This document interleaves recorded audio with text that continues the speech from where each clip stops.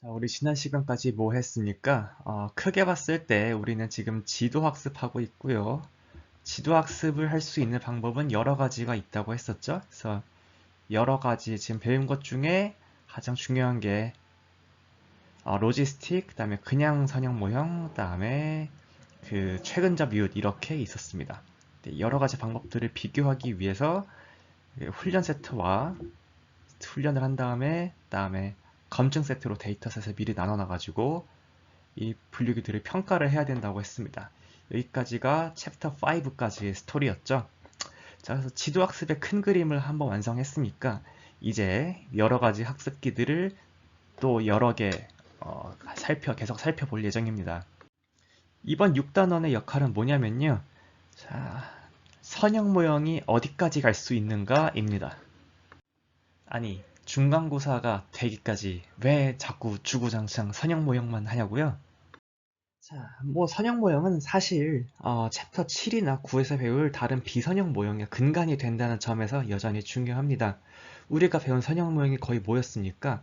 그냥 조건부 기대값을 x의 선형으로 모델링을 한다던가 아니면은 분류라고 했어도 이진 분류라면은 py 기분 1 기분 x의 그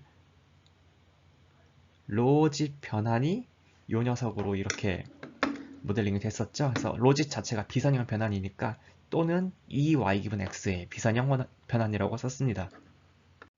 자, 어쨌건 선형 모형을 잘 배워두면은 다른 비선형 모형도 잘 배울 수 있습니다. 왜냐하면은 커널이나 스플라인이라는 그 비선형 방법이나 서포트 벡터 기계 방법 모두 보기에는 X에 대한 비선형식을 피팅하는 것처럼 보이지만 그 원리를 보면은 이렇게 로짓 함수처럼 우리가 알고 있는 비선형 변환을 미리 만들어 둔 다음에 비선형 변환들을 어떻게 선형으로 잘 엮어내느냐가 또 중요한 문제가 되거든요. 그래서 되게 거칠게 얘기하자면은 챕터 7이나 챕터 9는 여기 부분만 뭐 그냥 phi x1, 뭐 phi xp 뭐 이런 식으로 이렇게 주어진 변수에 대해서 다양하게 좀 가공을 시켜본 다음에 여전히 그 가공된 피처들을 선형 변환을 계속 할 겁니다. 그러니까 지금까지 배웠던 원리가 계속 좀 적용이 될 수 있겠죠. 물론 그 챕터 8 트리 기반 방법, 의사결정나무, 랜덤 포레스트, 그레디언트 부스팅 이 세 개는 조금 접근법이 다르긴 합니다. 자, 그 다음에 선형 모형이 다른 모형의 근간이 되는 것도 되지만 사실 선형 모형 자체도 해석성이 좋은 장점이 사실 되게 중요하고요. 사실 데이터가 그렇게 깨끗하지 않고 더러운 데이터라면은 선형 모형의 예측 성능을 뛰어넘는 그 분류기나 학습기를 찾기가 쉽지 않기도 합니다. 그래서 어떠한 지도학습 프로젝트에서도 선형 모형은 최소한 벤치마크 중에 하나로는 들어가볼 해요. 자, 그러면은 지금까지 배웠던 선형 모형은 어떻게 피팅을 했으니까 이렇게 모델 세운 다음에 최소 제곱법으로 회계 문제면 최소 제곱법 풀었죠? 아니면은 음의 로그 가능도를 또 최소화 시켰었죠. 이게 좀 더 개선될 여지가 있을까요? 남아 있을까요? 어떤 문제가 또 있을 수 있을까요? 자, 여러분 지금까지 본 데이터는 모두 변수 개수가 샘플 사이즈보다 적은 데이터였죠? 근데 사실 요새 여러분들이 보시는 데이터는 고차원 데이터도 되게 많습니다. 다른 말로 하면 샘플 사이즈가 거의 그 변수 개수에 비등비등하게 크거나 아니면 샘플 사이즈보다 변수 개수가 훨씬 더 클 수도 있어요. 여러분들이 특히 유전체 자료를 보시면은 사람은 한 명밖에 없는데 그 한 사람한테서 얻은 유전체 정보가 한, 한 P가 이렇게 한 10K, 100K, 10만 개 정도 됩니다. 그, 막, 한 100만 개가 되기도 하고요. 근데 이 유전체 정보 하나하나를 수집하기는 비싸기 때문에 그 샘플 수는 많아봐야 100, 1000 정도밖에 안 되거든요. 그래서 M보다 P가 훨씬 큽니다. 어떤 문제가 생길까요, 그러면? 자, 우선은 변수 개수가 여전히 더 적되 둘이 비등비등하면은 최소 제곱 추정형이나 최대 가능도 추정형이 여전히 잘 정의되기는 하는데요. 그 분산이 급격하게 증가되는 단점이 있습니다. 자, 다시 말해서 회귀계수의 추정이나 반응 변수 예측의 안정성이 떨어진다고도 그냥 직관적으로 얘기할 수 있습니다. 자, 단적으로 예제 들어볼까요? 자, 샘플 사이즈가 단지 2이고 다음에 P가 1인 심플 리니어 리그레션 생각해 보시죠. P가 1이니까 그냥 X 1차원이죠. N이 2라는 거는 점 2개 찍었다는 거고요. 자, 이렇게 도도한 흐름이 이렇게 트루 트렌드 이렇게 있을 때 노이즈가 섞여가지고 데이터가 이렇게 두 개 나왔어. 그러면 피팅 라인 이렇게 그려지겠죠? 자, 또 다른 데이터셋을 관찰했어. 이번에는 이렇게 두 점을 관찰했어요. 이번에는 피팅 라인이 어떻게 됩니까? 이렇게 되죠. 자, 샘플 요 보시면 알겠지만은 그 뽑히는 점을 이그젝트하게 지나는 선밖에 피팅이 안 되거든요. 자, 여기 그러니까 뭐 3개의 점이나 4개의 점을 뽑았을 때보다 훨씬 더 이 피팅된 직선이 위아래로 들쭉날쭉하다는 것을 좀 보실 수 있습니다. 자, 심지어 변수 개수가 더 크면 최소 제곱 추정량은 유일하지도 않습니다. 자, 마치 여러분 n이 이거 p가 2인가 한번 생각해 보십시오. 자, 2차원 라인 안에 x, y, xi, yi의 그 상이 두 개 있어요.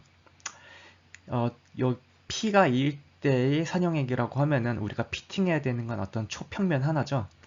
여러분, 두 점을 지나는 초평면 몇 개입니까? 무수히 많죠. 무슨 일이 일어나는 걸까요? 자, 경험 위험 최소화의 그 관점에서 설명을 해볼게요. 변수 개수가 더 많으면요, 사실 자료 행렬이 풀 컬럼 랭크가 아니거든요. 그래서 여러분들이 주구장창 믿었던 그 음의 로그 가능도 함수에 이계도 미분 있죠? 자, 이 녀석이 양정치성이 보장되지 않습니다. 그러니까 그러면 무슨 뜻이냐고 하면은 음의 로그 가능도가 강볼록 함수가 아닙니다. 이렇게 생긴 함수가 아니라 이렇게 로컬하게 이렇게 생길 수가 있습니다. 최소원이 엄청 많을 수 있어요. 자, 그러니까 해가 하나로 딱 베타의 해가 딱 하나로 나오는 게 아니죠.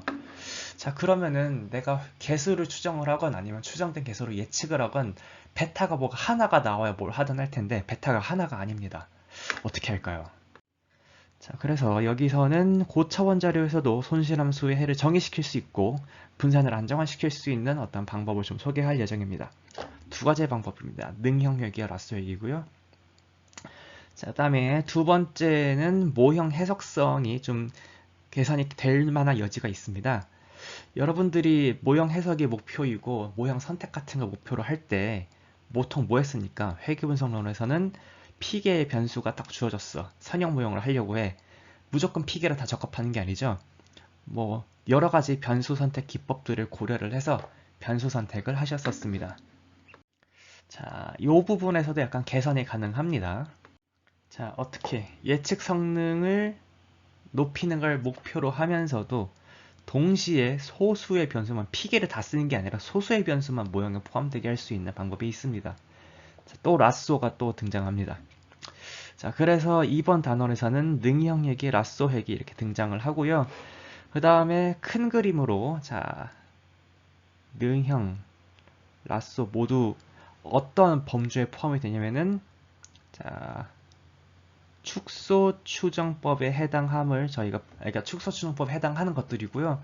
그 다음에 여러분들이 조금 여기서 여기저기 강의를 들으셨다면은 규제, 영어로는 regularizations이라고 불리는데 그 최소제곱법, 그러니까 우리의 회계에서 손실함수 보통 최소제곱이죠. 최소제곱 손실함수에 규제를 더하는 형태로 여기 고차원 자료를 다룰 수 있고 그다음에 모형 해석성을 높일 수 있는 방식이 지금 나오게 됩니다. 자, 그럼 이제 목차를 보겠습니다. 자, 그래서 돌아서 얘기를 하자면은 자, 일단 그 다시 단원 제목을 보죠. 리니어 모델 셀렉션 앤 레귤러라이제이션이었죠. 자, 리니어 모델만 보고 있습니다. 근데 리니어 모델에서 그러니까 리니어 모델이니까 p개의 변수가 주어지면은 그 x1부터 xp까지의 그냥 걔네들을 모형에 넣냐 집어넣냐 안 넣냐의 차이입니다. 그래서 리니어 모델에서는 모델 셀렉션이라는 게 사실 변수 선택에 가깝죠. 어떤 변수를 집어넣을까. 자, 근데 이 변수 선택은 뭘 이용해서 할 거냐면은 자, 규제 방법을 통해서 변수 선택을 할 겁니다.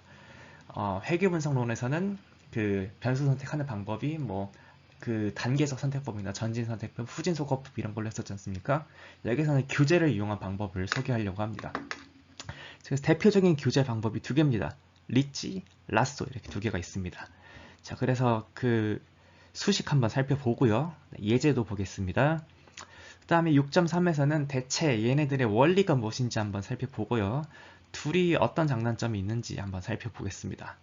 사실 이 리치 라쏘 레귤러라이제이션은 지금 리그레션이라는 거는 y 빼기 fx 제곱 이렇게 요 MSE 기준으로 아니면 레지듀얼을 sum of residual squares 형태로 손실함수를 설정한 다음에 이제 규제를 붙이게 되는데 이 메인 손실함수가 꼭 회귀만을 위한 MSE일 필요는 없거든요. 손실함수 아무거나 다 바꿔 낄 수 있습니다. 그래서 크로스 엔트로피 로스로 바꿔 껴서 똑같은 리치 라쏘에다가 로지스틱 리그레션 붙여보겠습니다. 하지만 훨씬 더 많은 걸 하실 수 있습니다. 그 다음에 고차원자료에서 무슨 문제가 생길 수 있는지 옛날에 챕터 2에서가 되게 간단하게 살펴봤는데 6.4장 저희 노테이션은 6.5입니다. 책에서 간단하게 소개가 됐길래 우리도 소개를 해보겠습니다. 다루지 않는 건 얘네들입니다. 자, 첫 번째로 서버스 셀렉션, 전진 선택법, 후진 소거법, 가능한 모든 선택지 선택법, 그다음에 단계적 선택법 4개 있죠. 그것들은 회귀 분석론으로 다 배우셨다고 가정을 하고 그냥 점프를 하고요. 그다음에 6.3절에 등장하는 그러니까 고차원 데이터에 접근할 수 있는 하나의 방법으로서 차원을 줄여놓고서 회귀 분석을 거는 방법인데 이거는 그 차원을 줄이는 방법 자체가 중요하기 때문에 나중에 주성분 분석 쪽에서 한꺼번에 다루는 게 낫겠다고 생각을 해서 패스합니다. 다음에 실습은 별도 비디오로 제공하고요. 자, 그러면은 리치부터 살펴보겠습니다.